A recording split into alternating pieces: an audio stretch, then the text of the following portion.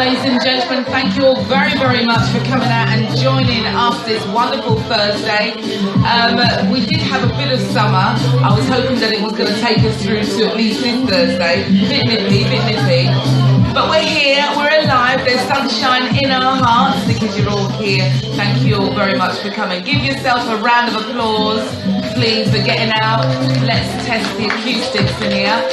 If I say it again, can I have the biggest round of applause that you can do? Let's have a round of applause, ladies and gentlemen. Thank you so much for coming out this evening. Thank you. And at this point, I've got to warn all of you that we are filming tonight. You can see the very lovely Clem over here on camera. I'm also going Facebook Live, so if you can all wave to Facebook Live, please. Can you all wave to Facebook Live, please, at the back there? Thank you. And so therefore, now that you know that you're being filmed tonight, I do hope that you are with who you're supposed to be with tonight. Because you're caught on camera. We're just naughty that way.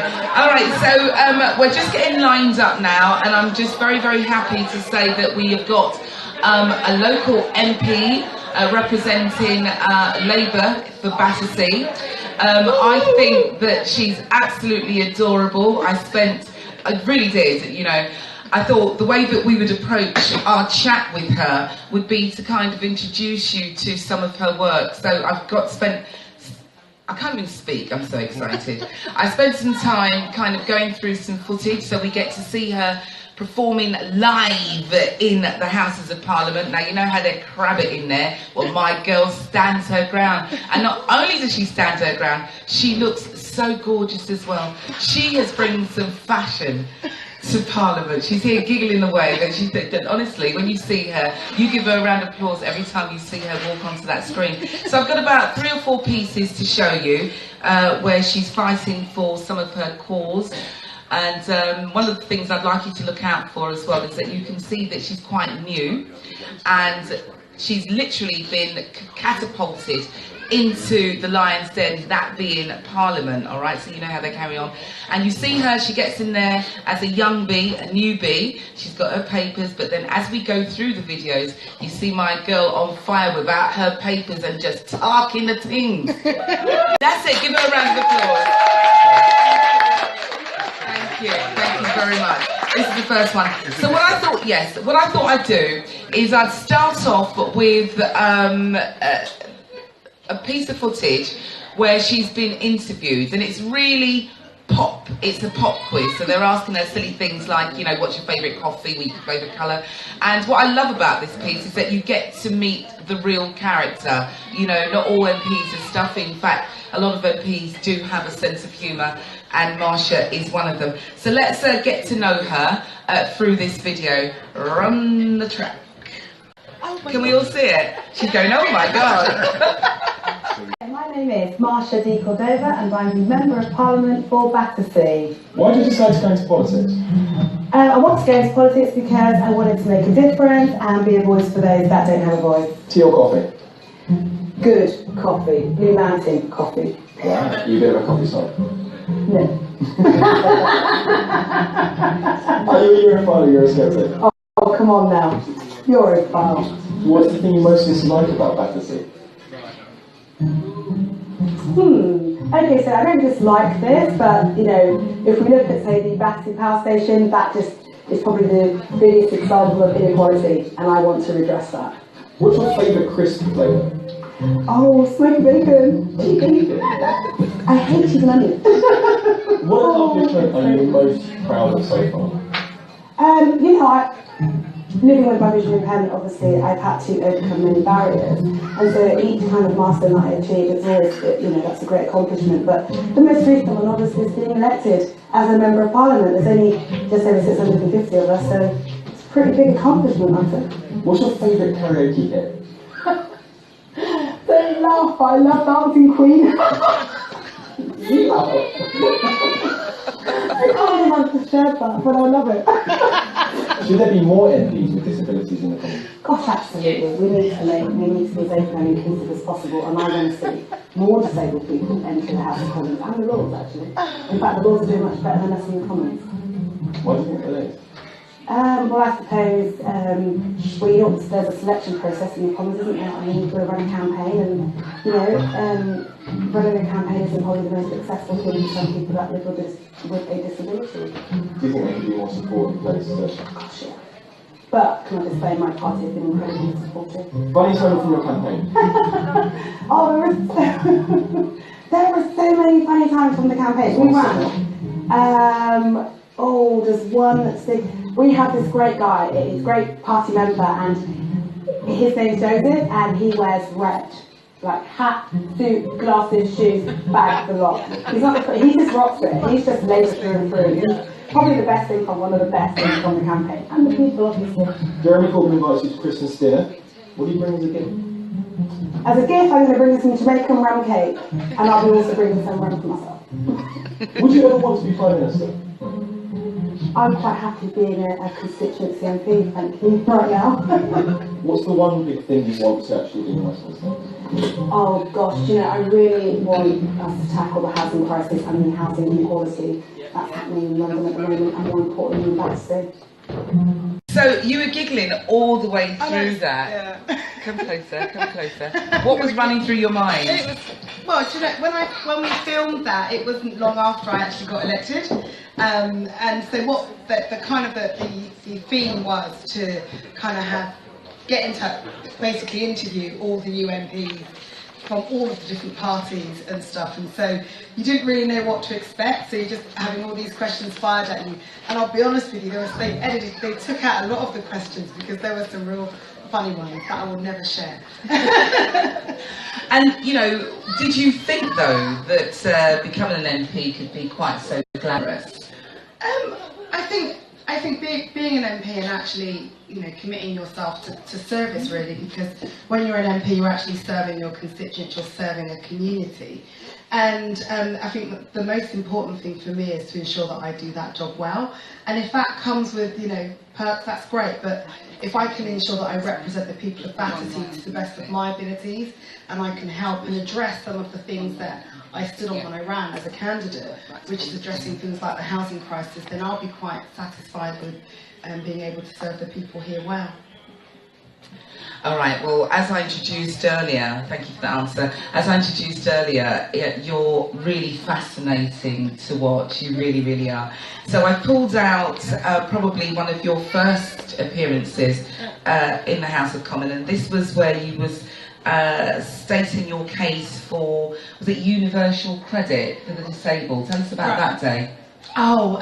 I've had to, because I'm part of the shadow minister, I'm a shadow minister for disabled people, so I sit within the shadow Department for Work and Pensions, or DWP team, and so there have been several problems with universal credit in terms of the support for the wider public that need to claim it, but mainly also for disabled people. So for me, it's really holding the government to account over these policies, because they are really disproportionately affecting people in a really negative and bad way.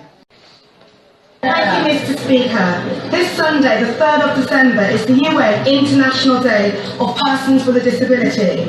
So far, this government has refused to carry out a cumulative impact assessment of its social security policies on people living with a disability. Will the First Secretary now mark this day by doing the right thing for disabled people and carry out a full cumulative impact assessment? Well, I'm sure the Honourable Lady, who has great expertise in this field, will know that this government is spending £90 billion on No, you don't really, you absolutely don't want to. And how did you feel about his response? Just fill us in, give us a short version of what his response was and how you felt about it. Well, firstly, his response was he used the wrong figures when he was actually responding to my question.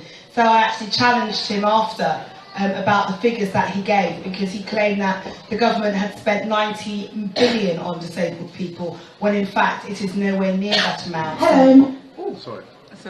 That's me again. And so I had to challenge him, but that particular question was pertaining to every year we celebrate the International Day for of disabled people, and as I've already alluded to, disabled people have been hit quite negatively by a lot of the government policies. So I was challenging the government to actually carry out a full impact assessment of all of their policies on disabled people, which to date they are refusing to do. So I'm going to keep hammering at them to do it. Round of applause for that answer. Do you believe her? Do you believe her? Do you believe her? Shh. Do you believe her? Thank you. All right, so the next VT that we're going to run, it's about affordable housing. Affordable housing. Exactly, what does affordable housing mean? If only I knew the answer to that. I've asked the ministers, I've asked the Secretary of State, you know, affordable housing in their eyes is 80% of market rate, which is unaffordable for people like myself and others.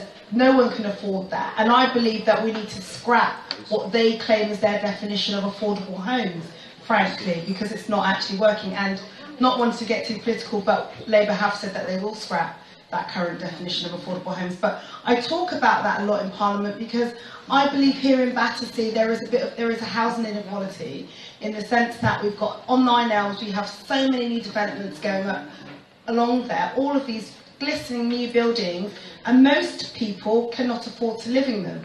So what is the actual point of them if we're not going to house the people that need it? Day in, day out, I hear from folks that are living in overcrowded situations and so forth, and we need to address the housing inequality. So again, it's an issue that I will be talking about and will continue to talk about. Thank you. All right, so we were going to run that VT, but That was a good one as well. yeah, yes, you know, look at that. It's a lovely one. You're on fire, my darling. You're on fire. So, you've got into politics now. Is it what you've expected it to be? I don't think anything actually prepares you for a life of an MP, to be honest, because frankly, most of us, if we work, you know, Monday to Friday, 9 to 5 or whatever, but the life of an MP is certainly not that. You pretty much are on call all the time.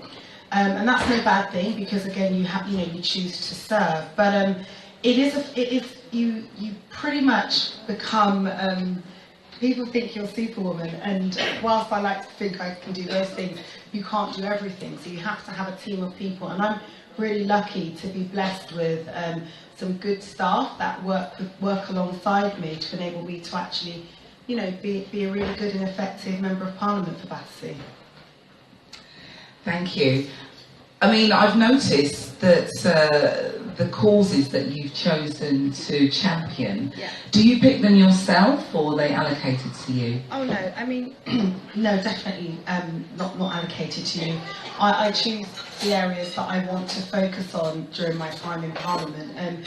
Being a disabled woman, I'm obviously always going to be that voice for disabled people, and I'll be fighting for the rights of disabled people until the day I die, frankly, because that's just who I am. And until we have equal rights, I will not stop. I talk about housing all the time because I believe it is an inequality that needs to be addressed. But then, you know, when I talk about housing inequalities, there's issues around leaseholders, people that own their homes, and the difficulties that they face as well. A recent issue that came to light, it was one of the first, sorry, it was one of the first cases that I took up when I got elected, and it was an individual that was, he was removed from his home. He's from Jamaica originally. He was removed from his home in the early hours of the morning and taken to a detention centre in Croydon. And it's because he couldn't prove that he was legally able to be in this country. And so that was one of the first cases. And as a new MP, if you don't really understand immigration and how the Home Office works, it was a huge challenge for me. And, you know, his particular case, we managed to stop his deportation, which was really good. I was really pleased I was able to do that. And obviously find him some good pro bono legal advice so somebody could take on his case and represent him, because as a Member of Parliament, you're not a lawyer, so you can't provide legal advice, obviously. But the issue of the Windrush generation it's been bubbling over for a very long time, and it's only in the last 10 days that actually it's been given the national media coverage that it deserves, because some journalists have been running with this issue for over 5 months now, some even longer. All right, okay. Well, you jumped completely ahead, but that's okay. We can rectify that in the editing. All right, so let's have a look at you championing the cause for affordable housing. Thank you, Mr. Speaker. The current definition for affordable housing introduced by the coalition government is set at 80% of local market rate. But when house prices are spiralling out of control, as they are in my Battersea constituency, this definition of affordable housing is a cruel joke to those on a low or medium income. Will the Secretary of State commit to replacing this absurd definition so that housing can be genuinely affordable to my constituents? And what was his reply? And was you happy? Well, I wrote to him after that reply, frankly. Pretty much it was a non-reply, and because the government don't have any answers, because for them 80% market rate is affordable, because unfortunately some of them are just really out of touch when it comes to issues around housing that normal people like myself and others face, frankly. Diane Abbott retweeted or tweeted how pleased she was with your question. Just enlighten us what the question was. Okay, so when what happened was, and I have to really hats off to the likes of Diane Abbott and David Lammy on this issue. So I asked my first question around this issue just over 10 days ago. I think it's Monday the 16th, and that was where I alluded to one of my constituents' concerns. My second question, which I asked on Wednesday, was really about what the government have done in terms of removing people's rights and protections. So the Immigration Act of 2014 removed the rights and protections that were allotted to Commonwealth citizens. And this is why we are now seeing and experiencing so many deportations and so many issues. It is, absolutely, in my opinion.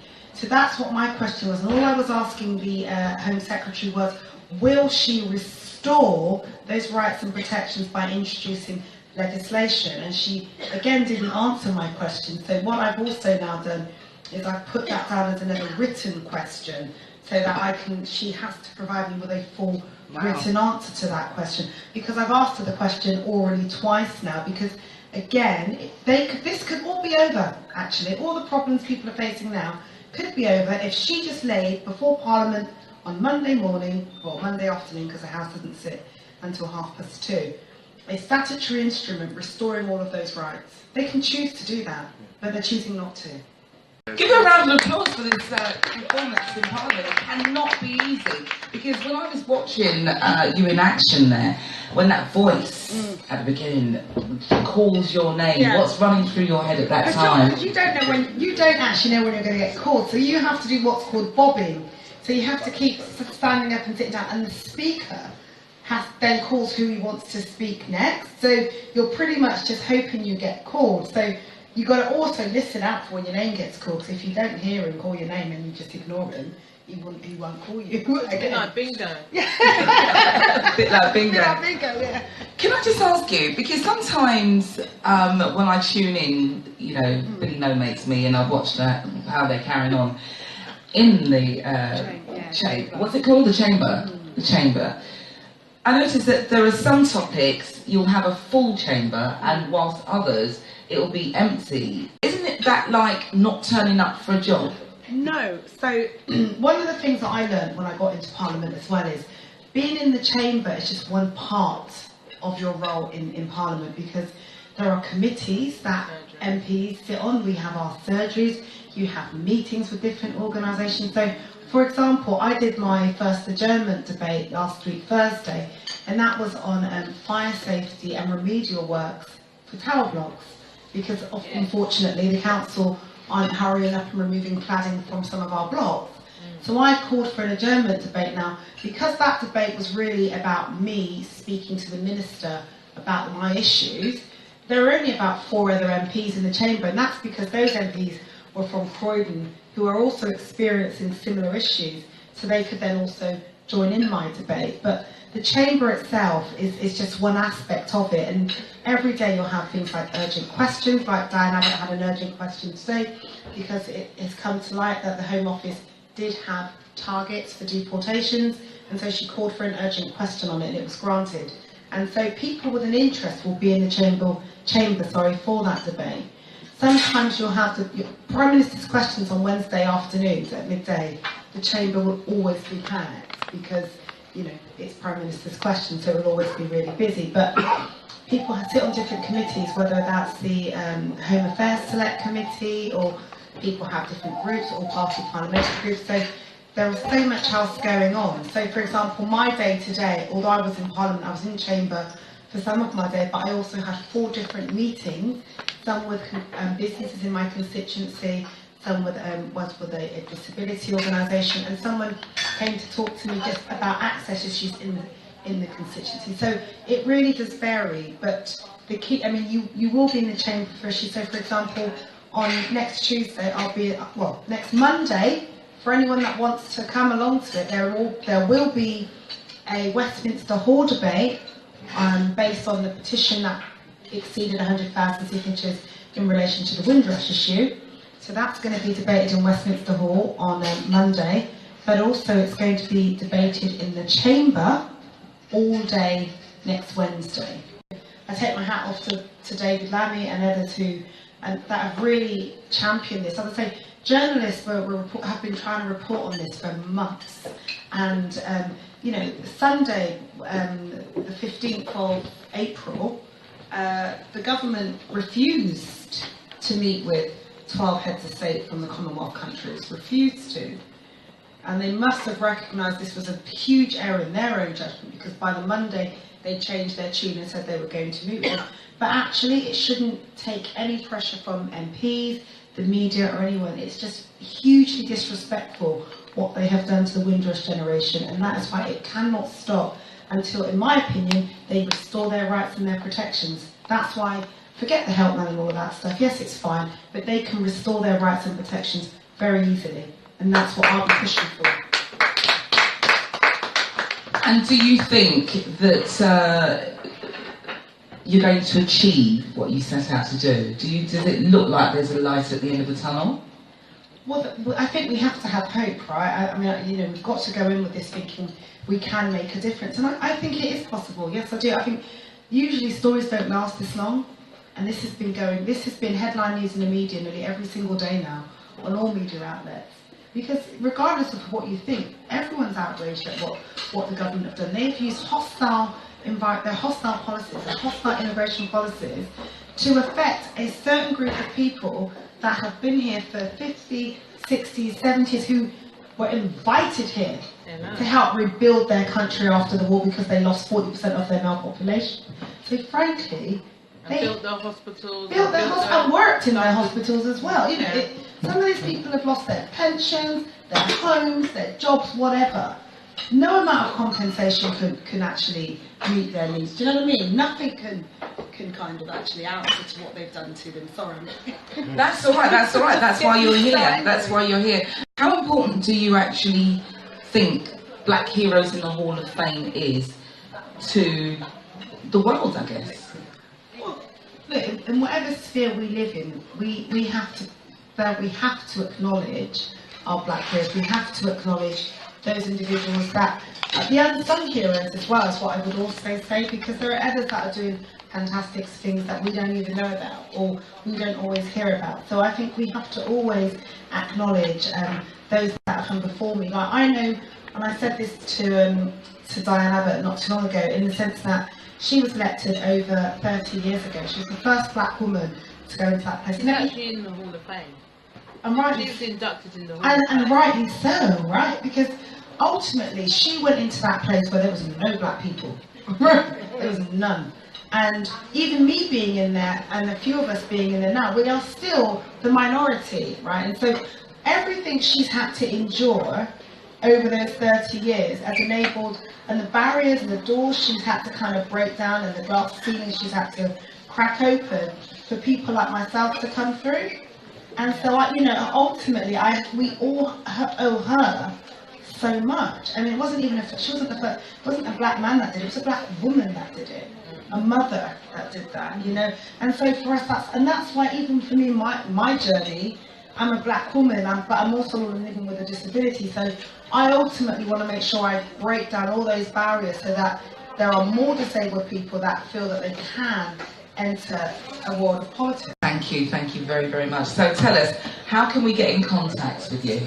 Oh, so you can get in contact with me. So all my details are on the Parliament website and also on my own website, which is marshadcordova.com or .co.uk. That's really bad, I should know this, shouldn't I? But I'm on social media as well. So my Twitter handle is my name, Marsha D. Cordova, and obviously I've got a Facebook page as well. And I do post everything on my social media, so my Facebook and Twitter is quite active, so you can always reach me there. Or my email is obviously marsha.dcordova.mp@parliament.uk.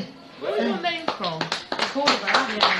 So it's my family name, so it's my family name basically. It's Spanish, yeah. It's Spanish, yeah. Thank you, Alison, for messing up that beautiful ending. I'm sorry. You know, the applause came just at the right time. So if I can just ask you again how we can get in contact with you, and then you guys just do exactly what you did then, all right? Thank you. All right, so how can we get in contact with you? Okay, so you can come in via the website, which is marshadcordova.co.uk, or I'm on Facebook, I'm on Twitter, both. My Facebook page is Marsha D. Cordova, and my Twitter handle is also at Marsha D. Cordova, or you can email me at my parliamentary email, which is marsha.dcordova.mp@parliament.uk.